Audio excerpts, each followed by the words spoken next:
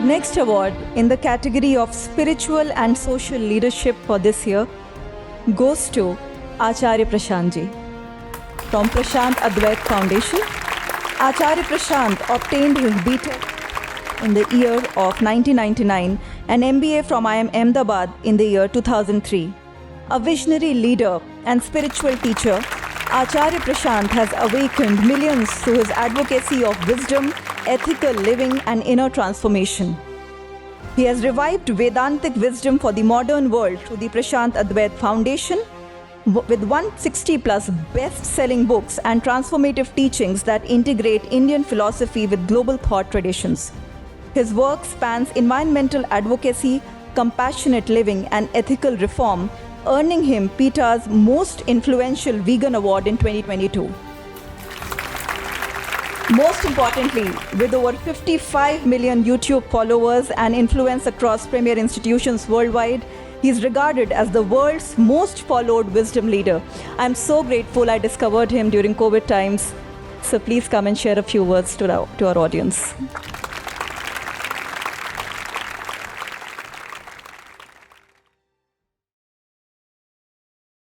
Many thanks to the IIT Delhi Alumni Association, Director, the Dean Alumni Affairs for this award, this recognition.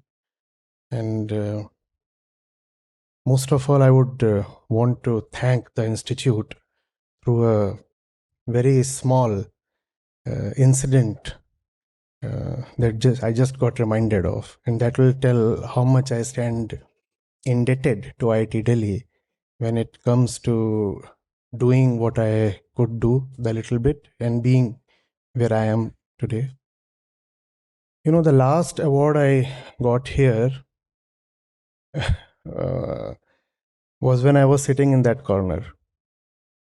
So that was 1998. And just as I sat on that chair, I was reminded of that. That was not a very significant thing. That was the Best Actor Award. It was the Best Actor Award. And 1998, it was an inter-college or inter-hostel competition. And I was playing the soul, the silent witnessing soul. And there was the common man here in the usual run of daily life, not having a voice.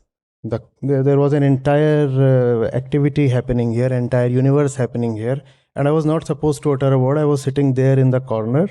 I had no dialogues. I had to just emote and express through facial expressions. I couldn't even move. So I was squatting there, sitting there, not speaking, not moving, just sitting. And I was to be the voice of the common man without uttering a word. And I think I have tried to be that, the voice of the common man, the one who could give a little bit of expression to the suffering that we all go through and the love for liberation that we all innately have. Thank you, IIT Delhi, for catalyzing my journey. All that I experienced here, the great academic structure, the friendly and competitive peers. Without that, doing what I have been attempting to do could not have been possible. Thank you again. Thank you so much.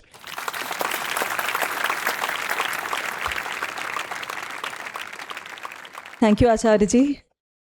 आपसे जब भी मिलती हूँ तो ऐसा लगता है कि आपको लाइव देख रही हूँ या यूट्यूब पर सुन रही हूँ. It's always a personal connect, and जितना आपको सुनो कम है, सीरियसली.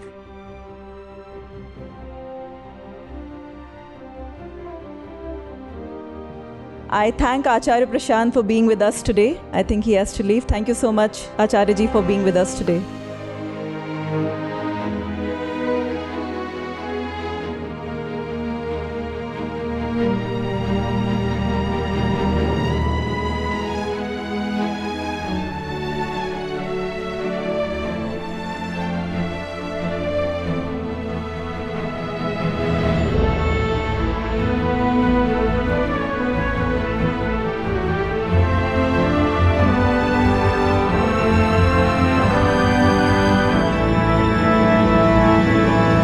देखिए, जैसा समय चल रहा है उस समय पर नेशनल डेवलपमेंट का ये अवार्ड है, outstanding contribution to national development, राष्ट्रीय विकास, जो हमारी पूरी संस्कृति की, सभ्यता की बुनियाद है।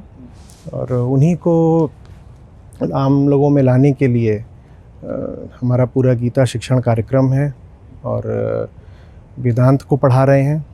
तो शायद इसी कारण से आईआईटी दिल्ली अलुमनाई एसोसिएशन ने ये जो अवार्ड है ये दिया है, और मैं अनुग्रहित हूँ, क्योंकि ये जो अवार्ड है, अगर ये मुझे आया है तो वास्तव में ये जितने नागरिक हैं भारत में उन सब को सही दिशा मिले, उस सही दिशा की ओर ले जाने के लिए आया है।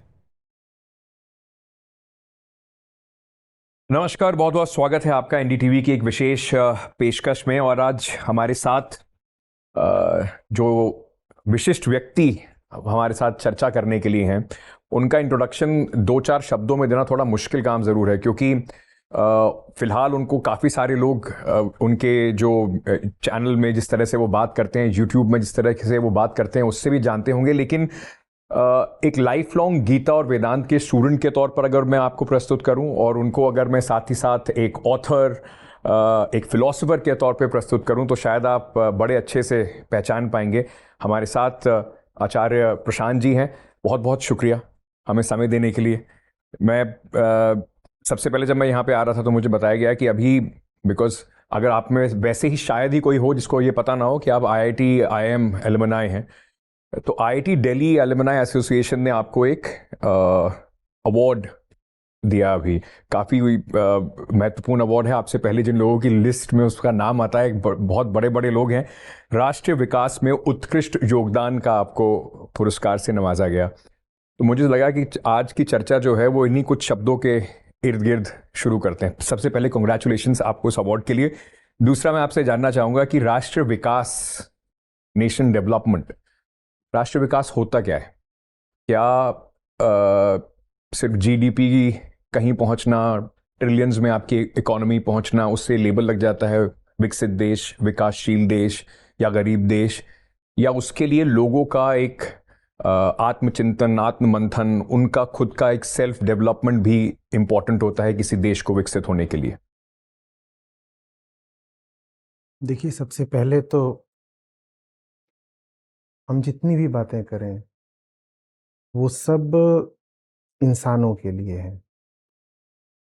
अब और व्यापक तौर पर देखें तो जितनी प्रजातियां हैं पृथ्वी पर सबके लिए होनी चाहिए, पर उनको अभी अगर हम अलग भी रख दें तो राष्ट्र इंसानों के लिए होता है, जो लोग वहां पर रह रहे हैं। आप जीडीपी की बात कर रहे हैं, जीडीपी भी हमारे लिए होता है ना।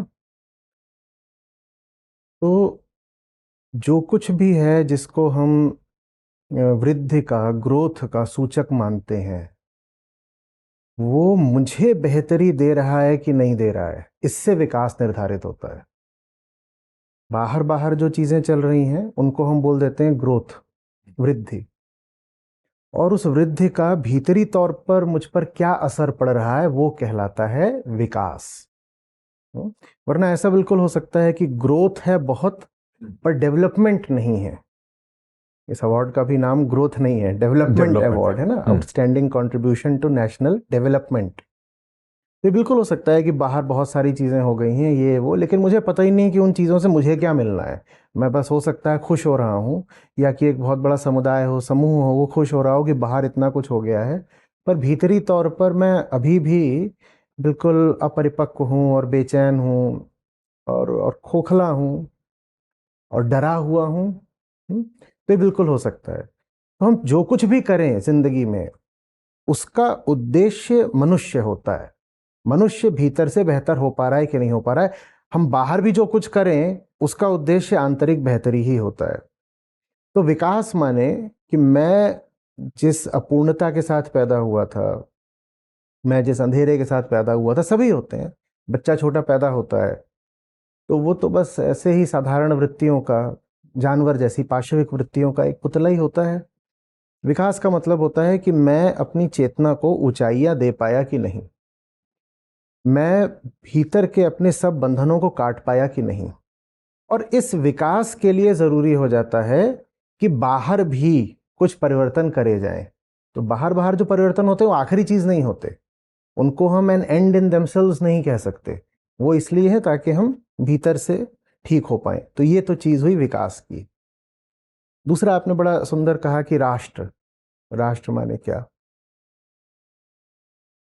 कुछ लोग हैं वो कहते हैं कि हम एक दूसरे से जुड़े हुए हैं, हम एक दूसरे से एक फ्रेटर्निटी, बंधुत्व तो अनुभव करते हैं। उनको हम कहते हैं now they constitute a nation. अब ये एक राष्ट्र है। तो हम आप यहाँ 5, 7, 10, 20 या बस 20 लाख या 10-20 करोड़ लोग हो जाएं और हम सब आपस में किसी आधार पर एक एकत्व तो अनुभव करते हो, तो हम अपने आप में एक राष्ट्र कहलाएंगे। राष्ट्र तो यहाँ तक तो बहुत बहुत अच्छी है कि भाई आपस में आपको लग रहा है कुछ समानता है, कुछ मेल है, कुछ भाईचारा है, कुछ कहीं पर संगम है, मिलाप है, तो आप एक राष्ट्र हो गए। लेकिन राष्ट्रीयता के बड़े गड़बड़ आधार भी हो सकते हैं और इसीलिए बहुत सारे ऊंचे विचारकों ने राष्ट्रीयता को लेकर के सावधान रहने को कहा है। अल्बर्ट आइंस्टीन कहा करते थे कि ये जो पूरा नेशनलिज्म का कॉन्सेप्ट है, उन्होंने द्वितीय विश्व युद्ध की विभीषिका देखी थी ना, और वो नेशनलिज्म के कारण ही पूरा भड़का था। तो बोलते थे कि ये नेशनलिज्म जो है, this is the infancy of consciousness. ये एक इन्फेंटाइल, जुवेनाइल कॉन्सेप्ट है जिसमें कोई परिपक्वता, मैच्योरिटी नहीं है, बच्चों की बात है। आगे चल के उन्होंने कहा it is the measles of Mankind. जैसे छोटे बच्चों को बीमारी लग जाती है छुटपन में, तो बोलते हैं वैसे ही जब एक समुदाय की चेतना को बीमारी लग जाती है तो वहाँ से नेशनलिज्म का जन्म होता है। और बिल्कुल घर की तरफ देखें तो हमारे रविंद्रनाथ टैगोर भी नेशनलिज्म को लेकर के जिस तरह का उग्र राष्ट्रवाद उन दिनों में था, पहले विश्व युद्ध के थोड़ा सा पहले से लेकर के दूसरे विश्व युद्ध तक, तो उसको लेकर के वो कहते थे सतर्क रहो राष्ट्रवाद से। क्यों कहते थे? क्योंकि हम आप बिल्कुल कह सकते हैं कि हम जुड़े हुए हैं, लेकिन अगर हम कह रहे हैं कि हम इस आधार पर जुड़े हुए हैं कि हम ही बेहतर हैं और दूसरा गड़बड़ है, या हमारी खाल का रंग भूरा है तो हम सब एक लोग हैं और जिनकी खाल का रंग भूरा नहीं है वो दूसरे लोग हैं, या हम सब एक भाषा बोलते हैं, या हम सब एक पंथ, धर्म, मजहब में हैं तो हम एक राष्ट्र हैं, तो बात गड़बड़ हो जाती है। क्योंकि अब ये जो परिभाषा है विभाजक है, डिवाइसिव है। ये कहेगी कि जो मेरी भाषा नहीं बोलता वो एक दूसरे राष्ट्र का हो गया। लिंग्विस्टिक नेशनलिज्म हम कहते हैं ना, जिसके आधार पर बांग्लादेश का जन्म हुआ था। एथनिक नेशनलिज्म कि हम एक खास जाति को प्रतिनिधित्व देते हैं, बिलोंग करते हैं, तो हम एक अलग राष्ट्र हो गए। अब जब ऐसा होता है तो बड़ी भारी लड़ाइयाँ हो जाती हैं। पर भारत राष्ट्र अलग है इनसे। स्वामी विवेकानंद कहते थे कि जो भारत राष्ट्र है वो बांटने के लिए नहीं, दुनिया को ऊंचाई देने के लिए है। तो जो भारतीय राष्ट्रीयता है इसका अलग आधार है। इसका आधार है स्वयं को जानना, बेहतर होना और विभाजन की जितनी दीवारें हैं इनको गिराना। समझ रहे हैं? एक राष्ट्रीयता ये हो सकती है कि आप ईसाई मैं ईसाई तो हम एक राष्ट्र हो गए, ठीक है, या आप एक भाषा बोलते हो मैं एक भाषा बोलता हूं तो हम एक राष्ट्र हो गए, ठीक है ना, या हम एक नस्ल के हैं, जैसे नाजी जर्मनी में चलता था द प्योर आर्यन ब्लड, हम एक नस्ल के हैं तो हम एक राष्ट्र हो गए। तो एक ये हो सकता है राष्ट्रीयता का आधार, ये गड़बड़ आधार होता है। वो राष्ट्रीयता का असली आधार होता है कि क्या मैं दुनिया भर के सब लोगों को देख सकता हूं अपनी ही तरह, क्या मैं अपना बंधन, अपना दुख मिटाने के लिए उपाय कर सकता हूं और इस नाते फिर मैं सबके लिए कल्याण का स्रोत बन सकता हूं। तो जो लोग इस तरह देख पा रहे हैं, सोच पा रहे हैं, वो सब एक राष्ट्र बन गए। तो हमारा संविधान भी इस राष्ट्रीयता के सिद्धांतों का बड़ा उत्कृष्ट प्रतिनिधि है, जो हमारी राष्ट्रीयता है। ले देखकर चाहे मानव विकास की बात हो और चाहे भारत राष्ट्र की बात हो, दोनों के केंद्र में ये जो व्यक्ति है, इंसान है, इसकी चेतना बैठी हुई है।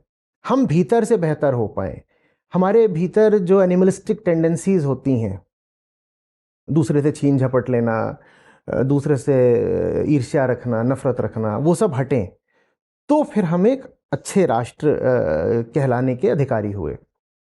तो नेशनल डेवलपमेंट फिर क्या चीज़ हुई कि जितने भी राष्ट्र के लोग हैं जो कहें कि हम भारत राष्ट्र के हैं, उनको सही दिशा दिखाना, ताकि उनका विचार, उनकी चेतना, उनका आत्मचिंतन एक रोशनी की तरफ बढ़े।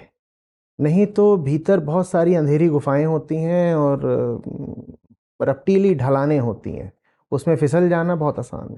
क्या अगर मैं इससे पूछूं तो फिर तो क्या जिस तरीके का एक पैमाना जीडीपी और इकोनॉमिक ग्रोथ को मान लिया गया है किसी भी देश को डेवलपिंग या अंडर डेवलप देश बोलने के लिए, उस पर भी एक पुनर्विचार की आवश्यकता है?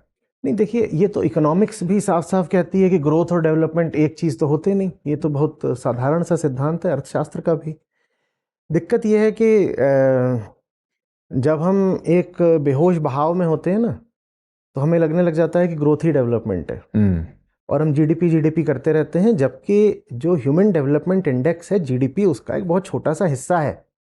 और ऐसे दुनिया में कई उदाहरण हैं जहां जीडीपी अच्छा है, लेकिन फिर भी ह्यूमन डेवलपमेंट के जितने भी कारक हैं और सूचकांक हैं वो अच्छे नहीं हैं। वहाँ पर आप पाएंगे कि इनकम डिस्पैरिटी बहुत ज़्यादा है, जेंडर डिस्पैरिटी बहुत ज़्यादा है, जेंडर एम्पावरमेंट बहुत पुअर है, और अब तो एक हैप्पीनेस इंडेक्स भी आ गया है। तो बहुत सारे ऐसे देश हैं जिनका जीडीपी, पर कैपिटा जीडीपी भी बहुत अच्छा है, पर वहाँ पर हैप्पीनेस कोशेंट जो है वो बहुत पुअर है, या उल्टा भी है कुछ जगह पे, भूटान में। बिल्कुल बिल्कुल, बहुत बढ़िया बहुत बढ़िया। तो इससे हमें ये पता चलता है कि जीडीपी अपने आप में कोई अंत, कोई लक्ष्य नहीं हो सकता। जीडीपी माने बाहरी तरक्की।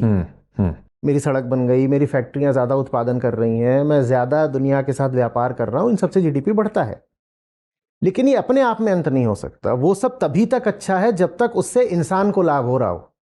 और इंसान को लाभ हो रहा है कि नहीं, ये जानने के लिए इंसान को पहले ये पता करना पड़ेगा कि वो है कौन। मुझे यही नहीं पता कि मैं कौन हूँ, मेरी बीमारी क्या है, तो मुझे ये कैसे पता चलेगा कि मेरी दवाई क्या है?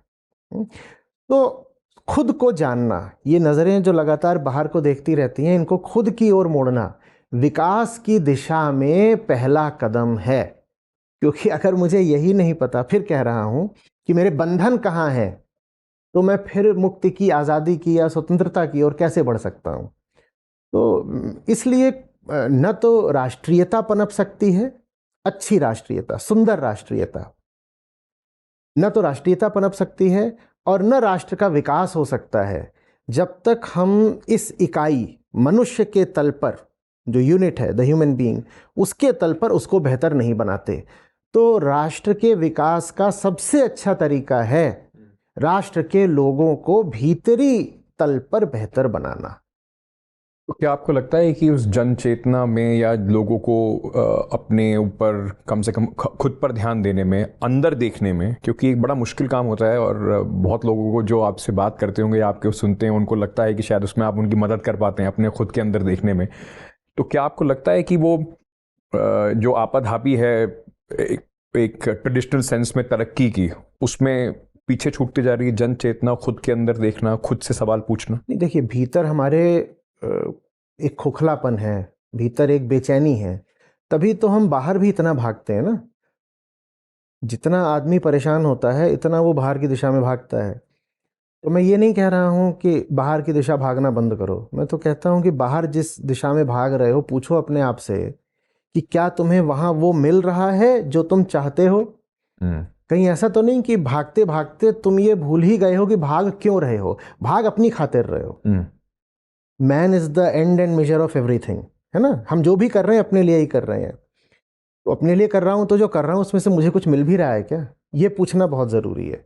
तो खुद को देखना माने और क्या होता है। मैं इन आँखों को मोड़ करके भीतर तो लगा नहीं सकता, और कोई आप एक्सरे वगैरह कर भी लें इस शरीर के भीतर का यदि, तो उसमें से क्या निकलेगा। खुद को देखना माने यही होता है, अपने विचारों, अपनी भावनाओं, अपने कर्मों को साफ साफ देखना, उनको ऑब्जर्व करना, अवलोकन करना, उनका यही है।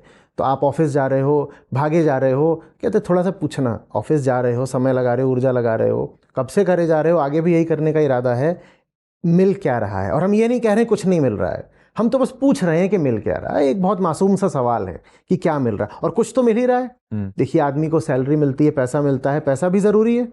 पैसा ना हो तो आदमी को शिक्षा भी ना मिले, रोटी पानी में समस्या आ जाए। लेकिन किस हद तक वो जो पैसा है हमारे काम आ रहा है, हमें स्वयं से पूछना पड़ेगा। क्योंकि आज भारत में भी बहुत एक बड़ा तबका उभर के आ रहा है जिसको अब आप और ज़्यादा पैसा दे दें तो इससे ऐसा नहीं है कि उसकी जो बेसिक वेलफेयर या नीड्स हैं वो पूरी होंगी, वो सब पहले ही पूरी हो चुकी हैं। तो उन्हें अपने आप से पूछना पड़ेगा कि हम जो कर रहे हैं उसमें मेरे लिए है क्या। काफ़ी सीधा, स्पष्ट और स्वार्थी सवाल है, और ये हद तक स्वार्थी हमें होना पड़ेगा। अध्यात्म यही सिखाता है, पूछो तो कि इसमें तुम्हें मिल क्या रहा है। मतलब शून्य सिर्फ बढ़ाते ना जाएं अपने इनकम में, वो सोचें कि उससे। हाँ, भीतर की शून्यता का क्या हाल है। बाहर आप किन्हीं भी चीज़ों में और शून्य शून्य शून्य बढ़ा के 10 100 गुना 1000 गुना, लेकिन भीतर जो बैठा हुआ है खालीपन, रिक्तता, एम्प्टीनेस, एक वॉइड बैठा है भीतर, वो तो वैसे का वैसा और परेशान बहुत कर रहा है। और जितना परेशान करता है हम उतना बाहर की ओर भागते हैं। ये तो कोई तरीका नहीं हुआ। अगर कोई अभी इसको देख रहा होगा, कहेगा कि जैसे हमने outstanding contribution in national development से बात शुरू करी थी, तो उसको लगेगा कि देखिए मैं टैक्स में देता हूँ, मेरा भी तो डेवलपमेंट में कंट्रीब्यूशन हो रहा है, लेकिन हम फिर वो ट्रेडिशनल सेंस में बात कर रहे हैं। तो अगर मैं अभी आपसे पूछूं कि मैं कैसे, जिस राष्ट्र की हम बात कर रहे हैं, जिस नेशनल डेवलपमेंट की हम बात कर रहे हैं, सिर्फ जीडीपी नंबर्स की नहीं, उसमें मैं कैसे योगदान दे सकता हूँ? खुद बेहतर होकर के। आज हम सारी बात यही कर रहे हैं कि जो इकाई है राष्ट्र की भी और विकास की भी, वो इंसान है, द ह्यूमन बीइंग। अगर मैं बेहतर नहीं हूं और मैं कहूं कि मैं बहुत बड़ा राष्ट्रप्रेमी हूं या देशभक्त हूं, पैट्रियट हूं, नेशनलिस्ट हूं, तो ये बात बहुत खोखली है और पाखंड की है। एक इंसान जो अपने भीतर उलझा हुआ है वो किसी के लिए अच्छा नहीं हो सकता, तो फिर वो देश के लिए, राष्ट्र के लिए कैसे अच्छा हो जाएगा? एक इंसान जो अपने ही भीतर बिल्कुल परेशान है और झूठ से भरा हुआ है, वो अपने माँ बाप, अपने बच्चों, अपने पड़ोसी, अपनी पत्नी, अपने पति, वो किसी के लिए अच्छा नहीं हो सकता है। तो फिर वो एक बृहत्तर समुदाय, एक ब्रॉडर कम्युनिटी जिसको आप नेशन कह रहे हो, वो उनके लिए भी अच्छा कैसे हो सकता है? तो ये सोचना कि मैं आदमी तो गड़बड़ हूँ, मुझे कोई होश नहीं रहता, मैं कैसे जी रहा हूँ, क्या कर रहा हूँ, क्यों कर रहा हूँ, इधर उधर भागता रहता हूँ, भीड़ के पीछे ठोकरे खाता रहता हूँ, मैं आदमी तो ऐसा हूँ। बड़ा I love calling my self nationalist. मुझे बड़ा अच्छा लगता है जब कोई कहता है इनसे मिलिए, ये राष्ट्रप्रेमी है। तो आप राष्ट्रप्रेमी नहीं हो सकते अगर अभी आप एक सुलझे हुए इंसान ही नहीं है। तो शायद ये जो उन्होंने अवार्ड भी मुझे दिया है, यही देख करके और समझ करके दिया है कि अगर आप इंसान को बेहतर बना रहे हो तो ये राष्ट्र को बेहतर बनाने का सबसे अच्छा तरीका है। क्योंकि अभी आपने वो दोनों शब्दों का इस्तेमाल किया, नेशनलिस्ट और पेट्रियाटिक या पेट्रियाटिज्म, अगर कि उसकी हम बात करें, एक डेफिनेशन आपने शुरुआत में बताई जब हम राष्ट्र की बात कर रहे थे, जो हमने सेकेंड वर्ल्ड वॉर के टाइम में, यानी कि 1930s 40s में भी देखी। अभी भी हम कई जगह पर उस तरह की बातों को सुनते हैं, हमारे देश में भी सुनते हैं। फ़र्क क्या होता है दोनों में? मैं नेशनलिस्ट हूँ और मैं पेट्रियाटिक हूँ, इन दोनों में फ़र्क क्या है? देखिए, आदर्श तौर पर दोनों का अर्थ एक होना चाहिए, पर ज़मीनी तौर पर जैसे हम उसका इस्तेमाल करते हैं, इन दोनों के अर्थ में बड़ा अंतर आ जाता है। अपने आप को पैट्रियट कहने का मतलब होता है मैं देश प्रेमी हूँ, ठीक है, ये देश है, ये देश के लोग हैं, ये देश की संपदा है, इसमें देश की तरक्की है, विकास है, और मैं उससे मतलब रखता हूँ। ये मेरे देश की ज़मीनें, मेरे देश के जंगल हैं, ये मेरे देश की वन संपदा है, मैं इन सबको बेहतर बनाना चाहता हूँ। इसमें रिश्ता मेरे और देश के बीच का है। देश प्रेमी, देश प्रेमी, मैं, मेरा देश और मुझे मेरे देश से प्यार है, इन दो की बात हो रही है, बस ये पैट्रियट हो गया। नेशनलिज्म जो है ना, उसमें व्यवहारिक तौर पर एक तीसरे का प्रवेश हो जाता है। पैट्रियटिज्म में तो यही दो हैं, मैं और मेरा देश। नेशनलिज्म में एक तीसरा देश भी आ जाता है। नेशनलिज्म कहता है, राष्ट्रवाद कहता है, खासकर उग्र राष्ट्रवाद कहता है कि मेरा राष्ट्र दूसरे राष्ट्र से बेहतर है। अब बात ये नहीं है कि मेरा और मेरे राष्ट्र का रिश्ता क्या है, अब बात यह है कि मेरे राष्ट्र का और दूसरे राष्ट्र का रिश्ता क्या है। तो इसलिए जो नेशनलिज्म होता है वो बहुत जल्दी एक उग्र, एक एक्सट्रीम, एक क्रोधित और हिंसक रूप अख्तियार कर लेता है। तो इसलिए इन दोनों में अंतर आ जाता है। नेशनलिस्ट्स आमतौर पर रह नहीं पाते हैं ये कहे बिना कि ये जो मेरे लोग हैं और मेरा जो विचार है और जो मेरी संस्कृति है और जो कुछ भी है जिसको मैं अपना राष्ट्र कहता हूँ वो पूरी दुनिया में सबसे श्रेष्ठ है। क्यों? क्योंकि मैं यहाँ पैदा हुआ। मैं कहीं और पैदा हुआ होता तो मैं कहता वो जगह सबसे श्रेष्ठ है। तो इसलिए फिर पैट्रियोटिज्म और नेशनलिज्म दो अलग अलग बातें हो जाती हैं। इन्हें होना नहीं चाहिए अलग अलग, लेकिन लोगों का अज्ञान इनको अलग बना देता है। मतलब अगर मैं थोड़ा ठीक समझाऊं तो कहीं ना कहीं उग्र नेशनलिज्म का पर्याय ये हो जाता है कि आप एक कांस्टेंट कंपटीशन में हैं औरों को अपने से नीचा दिखाने के लिए। हाँ। और एक पेट्रियट जो है उसका रिलेशनशिप अपने जहां पर वो है उसको बेहतर बनाने में है।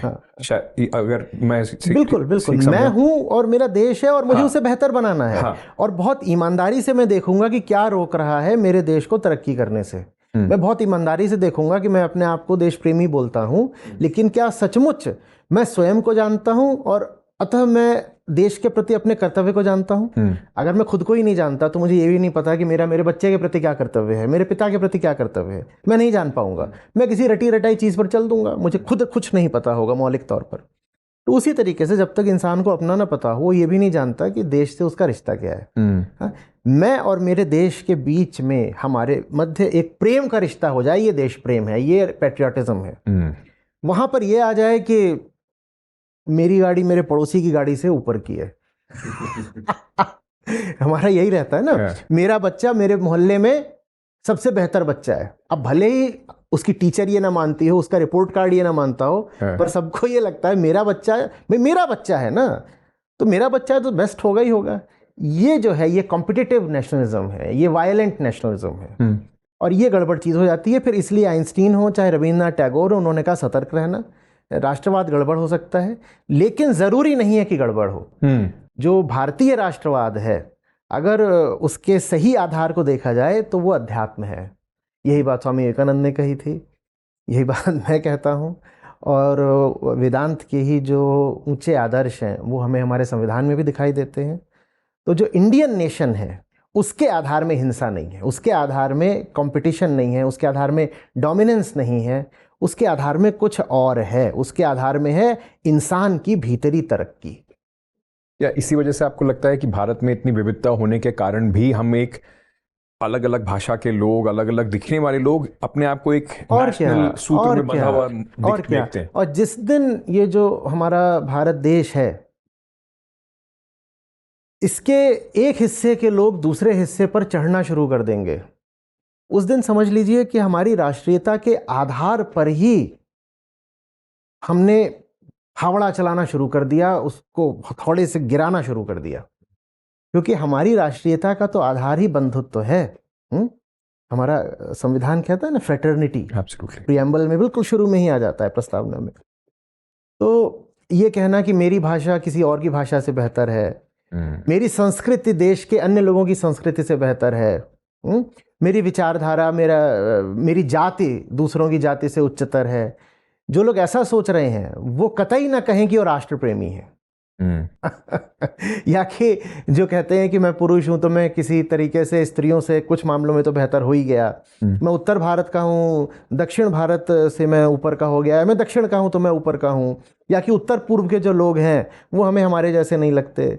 जो ये सब बातें कर रहा है और साथ में ये भी कह रहा है कि मैं तो राष्ट्र प्रेमी हूं, वो मूर्ख भी है, धूर्त भी है। बहुत बढ़िया बात भी थी, एडवाइस भी थी, शायद इस देश को उसकी आवश्यकता भी है, बहुत ज़रूरी।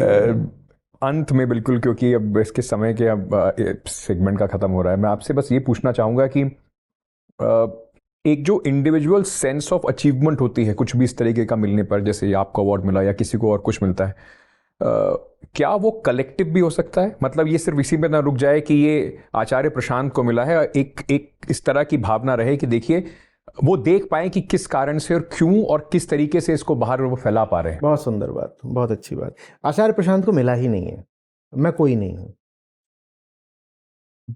बहुत सारे लोग, लाखों लोग, और करोड़ों नहीं तो लाखों लोग, हो सकता है करोड़ों की हों, मेरे साथ जिस रोशनी को देख रहे हैं, ये अवार्ड उन सबको मिला है। मैं अधिक से अधिक उनका प्रतिनिधि हूं, रिप्रेजेंटेटिव, एम्बेसडर। तो जरूरी हो जाता है कि किसी एक अग्रणी नाम को दिया जाएगा तो नाम मेरा वहां लिख दिया गया है, लेकिन बात कोई व्यक्तिगत तौर पर मेरी नहीं है। इस व्यक्ति में ऐसा कुछ विशेष नहीं है कि आप इसको ले जा करके कोई भी अवार्ड या सम्मान या कुछ दे दोगे। हम कुछ मूलभूत सिद्धांतों की बात कर रहे हैं, और ऐसे सिद्धांत जो एक कालातीत सत्य की ओर इशारा करते हैं, हम उसकी बात कर रहे हैं। तो अगर ये सम्मान मिला भी है तो मैं कहूँगा कि ये इस विचार को मिला है कि मुझे एक ज़िंदगी है जो व्यर्थ नहीं जानी चाहिए, मुझे दूसरों पर हिंसा नहीं करनी है, मैं इतना मजबूत हूँ कि कोई मुझ पर आघात करे तो मुझे तत्काल प्रतिक्रिया नहीं कर देनी है। मेरा पहला कदम ये होगा कि उसको सुधारने की कोशिश करूँ। फिर भी नहीं सुधरता तो देखेंगे, फिर तो भगवत गीता भी है, वहाँ भी अर्जुन युद्धस्व, फिर युद्ध भी कर लेंगे, लेकिन पहला प्रयास यही रहेगा कि समझाएं, प्यार से सुधारें, और सबके भीतर एक दैवीयता है, उस दैवीयता को उभारने की कोशिश करें। ये जो विचार है, और ये विचार सबसे सुंदर तरीके से जो हमारा उच्चतम दर्शन है, अद्वैत वेदांत, ये उसमें दिखाई देता है। तो ये सम्मान उसको मिला है, और उन लाखों करोड़ों लोगों को मिला है जिन्होंने अगर मेरे साथ खड़ा होना और कई तरह के खतरे उठाना स्वीकार नहीं किया होता, तो जो मैं काम कर रहा हूँ वो आज यहाँ तक नहीं पहुँच पाता। ये उनको समर्पित है। बहुत सुंदर सोच है। उसी पर कम से कम अभी का ये सेगमेंट ज़रूर अंत करते हैं। ये चर्चाएं जो हैं और भी विषयों पर जारी रहेंगी, बने रहिए हमारे साथ।